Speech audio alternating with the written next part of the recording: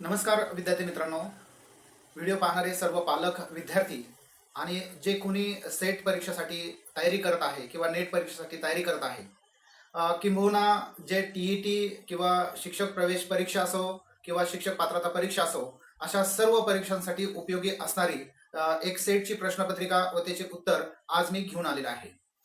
खरं तर एक सराव जो महत्त्वाचा असतो तो सराव होण्यासाठी 2016 साली जो सेटचा पहिला पेपर होता तो पेपर या ठिकाणी आपण सोडवणार आहोत, ज्या माध्यमातून तुम्हाला वेगवेगळी माहिती मिळणार आहे. पुन्हा एकदा की जे विद्यार्थी शिक्षक प्रवेश परीक्षा असो किंवा शिक्षक पात्रता परीक्षा असो, नेट सेट असो, या सर्वांना ही प्रश्नपत्रिका एक सरावासाठी जी आहे ती महत्त्वपूर्ण ठरू शकते. सर्व विद्यार्थ्यांना माझी विनंती आहे की ही प्रश्नपत्रिका सोडवल्यानंतर याचे उत्तरपत्रिका जी आहे किंवा उत्तरं जी आहेत ती कृपया लक्षात ठेवा, कारण यावर आधारित आपण एक प्रश्न जे आहे ती घेणार आहोत, एक प्रश्नपत्रिका घेणार आहोत आणि त्या माध्यमातून सुद्धा तुम्हाला एक आकर्षक प्रमाणपत्र प्राप्त होणार आहे. तर अधिक वेळ न घेता आपण या व्हिडिओला सुरुवात करणार आहोत. तत्पूर्वी एक विनंती आहे की हा व्हिडिओ जो आहे तो प्रत्येकाने पूर्ण व्हिडिओ पाहणं आवश्यक आहे, जेणेकरून येणाऱ्या जी काही परीक्षा आहे त्या परीक्षेमध्ये तुम्ही सहजरीतीने उत्तरं देऊ शकता. चला तर आपण सुरुवात करूया.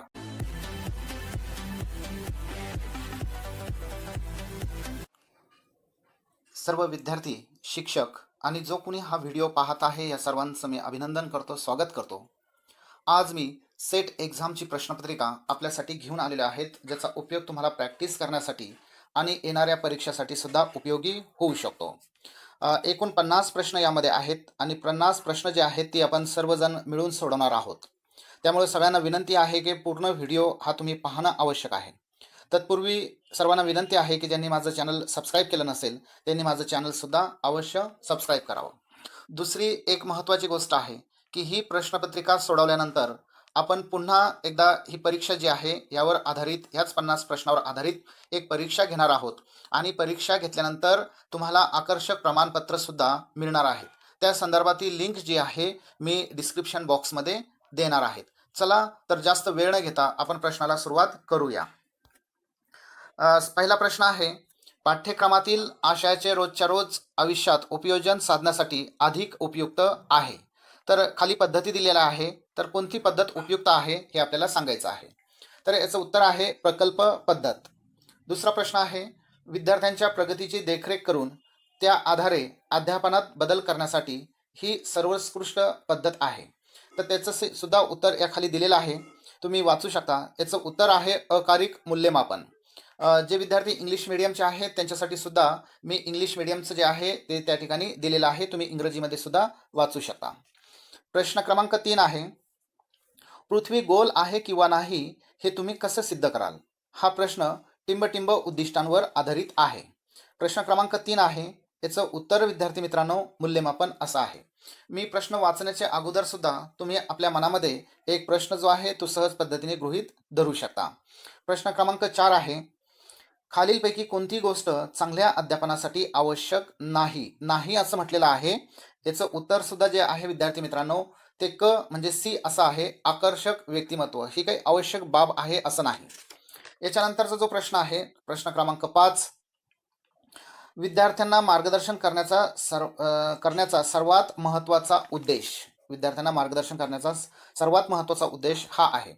याचं उत्तर जे आहे ते सी असं आहे, त्यांना स्वतःला मदत करण्यास सक्षम बनवणे, हे याचं उत्तर आहे. प्रश्न क्रमांक 6 आहे, अध्यापन अभिप्रेरण वाढवण्याची ही टिंबटिंब सर्वोत्कृष्ट पद्धत आहे. तर याचं उत्तर जे आहे, घटक शिकवण्यामागील उद्देश सुरुवातीला स्पष्ट करणे, हे उत्तर या प्रश्न क्रमांक 6चं दिलेलं आहे. प्रश्न क्रमांक 7 आहे, संशोधन विषयाची निवड ही प्रामुख्याने टिंबटिंब अवलंबून असते. प्रश्न उत्तर जी आहेत जी दिलेली आहेत या प्रश्नाचं उत्तर सुद्धा त्यांच्या समर्पकतेवर अवलंबून, इट्स रिलेव्हन्स हे उत्तर त्याचं दिलेलं आहे. प्रश्न क्रमांक 8 आहे, खालीलपैकी कुठला माहितीचा मूळ स्रोत आहे? याचं उत्तर जे आहे ते प्रमाणभूत नियतकालिकेत प्रसिद्ध झालेला संशोधन लेख असं दिलेलं आहे. प्रश्न क्रमांक 9 आहे, एका संशोधन अहवालानुसार एका देशाची लोकसंख्या 1941 साली 2 कोटी होती, ती 2000 साली 6 कोटी इतकी झाली. या अभ्यासाचे सर्वोत्तम वर्णन असे होईल. तर याचं सुद्धा जे उत्तर दिलेलं आहे ते दिलेलं आहे दीर्घकालीन असं. प्रश्न क्रमांक 10 आहे, टिंबटिंब अभ्यासासाठी गृहीतक आवश्यक असेलच असं नाही. म्हणजे कोणत्या पद्धतीसाठी, कोणत्या याच्यासाठी ही पद्धत आवश्यक राहील किंवा गृहीतक आवश्यक राहीलच असं नाही. तर त्याचं उत्तर जे आहे विद्यार्थी मित्रांनो ते दिलेलं आहे ऐतिहासिक असं. प्रश्न क्रमांक 11 आहे, खालील नमुना निवड पद्धतीपैकी कोणती पद्धत संभाव्यतेवर आधारित आहे? प्रश्न क्रमांक पुन्हा एकदा वाचा. खालील नमुना निवड पद्धतीपैकी कोणती पद्धत संभाव्यतेवर आधारित आहे? ते याचं उत्तर जे दिलेलं आहे विद्यार्थी मित्रांनो ते ब असं दिलेलं आहे, स्तरीय नमुना निवड. याच्यानंतरचा जो प्रश्न आहे तो आहे, दोन व्यक्तींमधील समोरासमोर संवादाच्या संदर्भात खालीलपैकी कोणते विधान चुकीचे आहे? प्रश्न चुकीचे आहे असं म्हटलेलं आहे. याचं उत्तर दिलेलं आहे, शब्दरूप चिन्हे व खुणांचे प्रमाण व वैधता जास्त असते, हे याचं उत्तर आहे. त्यानंतर प्रश्न क्रमांक 14 आहे, खालीलपैकी कोणत्या संज्ञापन प्रकारात वेगवान, लक्षणीय आणि विश्वासार्ह प्रतिसाद प्रत्याभरण मिळण्याची क्षमता जी आहे ती सर्वाधिक असते? याचं उत्तर दिलेलं आहे विद्यार्थी मित्रांनो, दोन गटांमधील संज्ञापन. प्रश्न क्रमांक पुढचा आहे, प्रसार माध्यमे व बाजारपेठेतील त्यांच्या कामगिरीचा निदर्शक यांची खालीलपैकी कोणती जोडी चूक आहे? उत्तर दिलेलं आहे, तुम्ही ते पाहू शकता, खाली दिलेलं आहे. उत्तर जे दिलेलं आहे ते रेडिओ ROD असं दिलेलं आहे. प्रश्न क्रमांक पुढचा आहे, FM रेडिओच्या संदर्भात FM या लघुरूपाचा विस्तार काय? तर याचं उत्तर जे आहे विद्यार्थी मित्रांनो ब असं आहे, फ्रिक्वेन्सी मॉड्युलेशन. पुढचा प्रश्न आहे, एका सर्वसाधारण वर्गामध्ये मुले शिक्षकांकडे तोंड करून बसलेली असतात, अशा प्रकारच्या बैठक रचनेमुळे कोणत्या प्रकारच्या संज्ञापनाला प्रोत्साहन मिळते?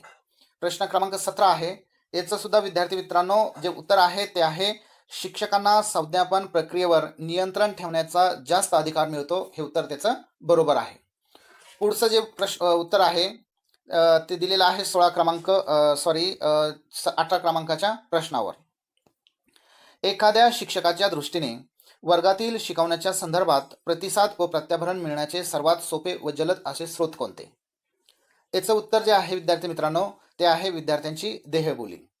पुढचा प्रश्न आहे, 1/2, 2/3, 3/4 आणि डॅश दिलेला आहे, टिंब दिलेला आहे, n/n+1 असं दिलेलं आहे आणि पुन्हा डॅश दिलेले आहे. या संख्येमालेसाठी खालीलपैकी कोणते विधान सत्य नाही असं म्हटलेलं आहे? त्यामुळे याचं उत्तर थोडं विचारपूर्वक द्यावं लागेल. याचं उत्तर जे आहे ते ब आहे, या संख्येमालेतील प्रत्येक संख्या 0.99 पेक्षा मोठी नाही, हे उत्तर त्याचं बरोबर आहे. पुढचा प्रश्न आहे, खालीलपैकी कोणते भाषाविषयक कौशल्य नाही? प्रश्न दिलेले आहेत, पर्याय दिलेले आहेत, यापैकी जे पर्याय बरोबर आहेत ते मी वाचणार आहे. ते आहे विचार करणे, थिंकिंग, हे भाषाविषयक कौशल्य नाही. पुढचा प्रश्न आहे, एका पार्टीत 7 व्यक्ती आहेत. या पार्टीमध्ये हस्तांदोलनामध्ये सहभागी झालेल्या हातांची संख्या वारंवारितेनुसार मोजल्यात खालीलपैकी कोणती असू शकत नाही म्हटलेलं आहे. तर याचं जे उत्तर आहे विद्यार्थी मित्रांनो ते 5 असं दिलेलं आहे. दुसरा प्रश्न आहे 22 क्रमांकाचा, समजा x हा, प्रश्न व्यवस्थित तुम्ही पाहिलं तर तुमच्या लक्षात येऊ शकेल. समजा x हा काही वास्तव संख्यांचा संच आहे. खालीलपैकी कोणत्या विधानावरून इतर विधानांची सत्यता जी आहे, इतर विधानांची सिद्धता जी आहे ते देता येत नाही? प्रश्न काळजीपूर्वक पहा म्हणजे तुमच्या लक्षात येऊ शकेल.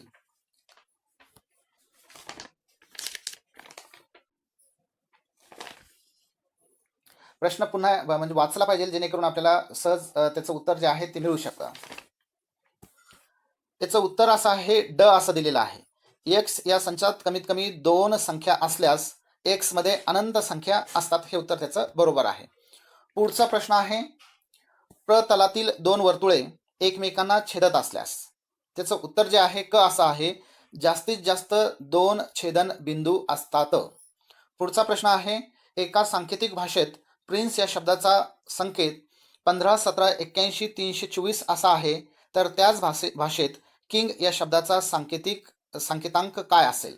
तर याचं जे उत्तर दिलेलं आहे ते तुम्हाला काढावं लागणार आहे. त्यासाठी तुम्हाला थोडंसं पेपर वर्क करावं लागणार आहे, परंतु मी इथे उत्तर सांगणार आहे. त्याचं उत्तर आहे ए, म्हणजे 10, 81, 36 हे त्याचं उत्तर दिलेलं आहे. पुढचा प्रश्न आहे, पुढील विधानांच्या आधारे खालीलपैकी कोणता निष्कर्ष काढता येतात? त्याचं उत्तर आहे दिलेलं आहे ब, फक्त 2, ओनली 2. पुढचा प्रश्न आहे, पुढील विधानांच्या आधारे खालीलपैकी कोणता निष्कर्ष काढता येतो किंवा येतात? पूर्ण व्यवस्थित वाचा. याचं जे उत्तर दिलेलं आहे ते दिलेलं आहे एक व दोन्हीही. एक व दोन्हीही म्हणजे क हे जे विधान आहे किंवा उत्तर जे पर्याय आहे ते त्याचं बरोबर आहे. पुढचा प्रश्न आहे, एका सांकेतिक भाषेत जर फ्रॉग हा शब्द 71, 91, 68 असा लिहिला तर त्याच भाषेत ट्रिप या शब्दाचा सांकेतांक काय, असा प्रश्न विचारलेला आहे. यासाठी सुद्धा थोडंसं पेपरवर्क अपेक्षित आहे, परंतु या ठिकाणी जे उत्तर दिलेलं आहे ते ब असं दिलेलं आहे. 21, 19, 10 आणि 17 हे उत्तर त्याचं बरोबर आहे. पुढचा प्रश्न आहे, खालीलपैकी कोणता पर्याय इतरांपेक्षा वेगळा आहे? हे सुद्धा थोडासा विचार करून तुम्हाला उत्तर द्यावं लागणार आहे. याचं उत्तर जे आहे ते आहे NML म्हणजे क हा पर्याय जो आहे त्याचं उत्तर बरोबर आहे. पुढचा प्रश्न आहे, 5 खेळाडू PQRS आणि T एका टेबलाभोवती पत्ते खेळत आहे. P हा क्यूच्या डाव्या बाजूस बसला आहे, परंतु तो टीचा शेजारी नाही. S हा आरच्या उजव्या बाजूला बसलेला असून तो क्यूचा शेजारी नाही. टी हा क्यूच्या उजव्या बाजूस बसलेला आहे, तर यसच्या बाजूस कोण आहे असा प्रश्न विचारलेला आहे. यासाठी थोडासा वैचारिक कस लागू शकतो, परंतु इथं उत्तर जे दिलेलं आहे विद्यार्थी मित्रांनो ते पी असं दिलेलं आहे, म्हणजे ब हा पर्याय बरोबर आहे. पुढचा प्रश्न आहे 30 क्रमांकाचा, खालीलपैकी कोणता पर्याय दिलेली अक्षर श्रेणी पूर्ण करेल? तर याचं उत्तर आहे ए, MON म्हणजे अ हे पर्याय जे आहे ते दिलेलं या ठिकाणी आहे. पुढचा प्रश्न आहे, वेगवेगळ्या धान्याच्या शेतीसाठी या ठिकाणी माहिती दिलेली आहे, ते तुम्ही वाचू शकता. आणि distribution of areas under various food म्हणजे कॉर्प्स आता दिलेलं आहे. धान्य दिलेलं आहे, क्षेत्रफळ दिलेलं आहे, म्हणजे फूड क्रॉप्स आणि पर्सेंटेज ऑफ एरिया असं दिलेलं आहे.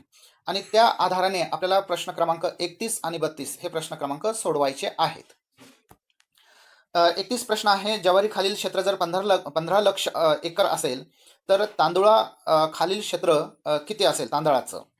तर ते तिथं दिलेलं आहे. थोडासा विचार या ठिकाणी करावा लागणार आहे. याचं सुद्धा उत्तर जे आहे तर अ असं आहे, 60 लक्ष एकर. 32 क्रमांकाचा प्रश्न आहे, पुन्हा वर टेबल दिलेला आहे. गव्हाचे उत्पादन बार्लीच्या उत्पादनाच्या 6 पट असेल तर गहू आणि बार्ली यांच्या प्रति एकरी उत्पादनामधील गुणोत्तर काय? तर याचं सुद्धा उत्तर जे आहे विद्यार्थी मित्रांनो ते 3:1 म्हणजे ब हा पर्याय जो आहे तो या ठिकाणी दिलेला आहे. प्रश्न क्रमांक 33 आहे, इंटरनेट आधारित खालील सेवांचा योग्य कालानुक्रम कोणता? म्हणजे आपल्याला क्रोनॉलॉजिकल लावायचा आहे, कालक्रम लावायचा आहे. यासाठी थोडासा विचार आपल्याला करावा लागेल. याचं उत्तर जे आहे क असं आहे, हॉटमेल, गुगल, फेसबुक आणि व्हॉट्सअप. पुढचा प्रश्न आहे, मुख्य कार्य या निकषाच्या आधारे खालील गटात न बसणारा घटक ओळखा.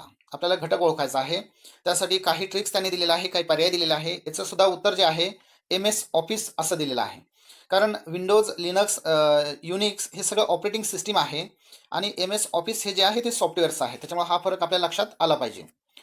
पुढचा प्रश्न आहे, वेब 2.0 सुविधांच्या संदर्भात खालीलपैकी कोणते विधान खरे आहे?